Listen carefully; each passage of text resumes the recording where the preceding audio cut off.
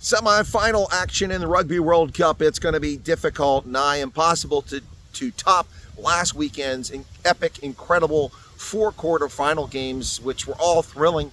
Even the game where Wales went down by 12 points was an exciting game, and we saw that Argentina came back in that game and then spread the lead at the end, but quite a game. The other game's unbelievable. Of course, the All Blacks defeating Ireland, the world number one, going down by 4 points in a titanic struggle with the Irish, 37 phases at the end of the game and not able to score. Of course, New Zealand started with 30 phases and only got a penalty conversion out of that at the beginning of the game.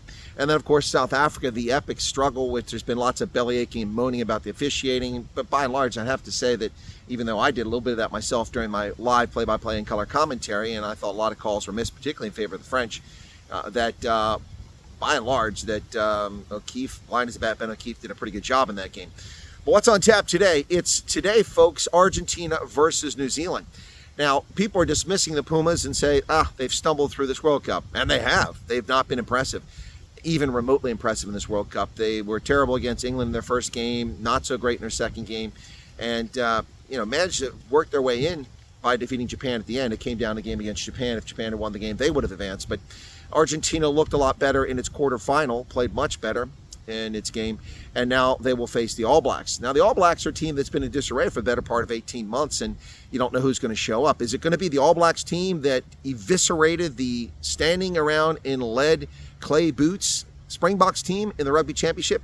Or will it be the All Blacks team that rocked up at Twickenham and got their hat handed to them by an inspired Springbok side? Will it be the All Blacks side that lost to Argentina in New Zealand last year? Or will it be the All Blacks team that has eviscerated some of its pool stage opponents and beat Ireland last weekend? Same with the Pumas. We don't know who's going to show up, and that's what it all comes down to. These Pumas have incredible talent. Emiliano Bofelli, you've got also Julian Montoya. The list goes on and on. It's a question of who shows up. If the Pumas keep their discipline, if they score early, if they play smart, they can win this game. The All Blacks, they can win this game. Well, frankly, they should win this game. And here's the thing.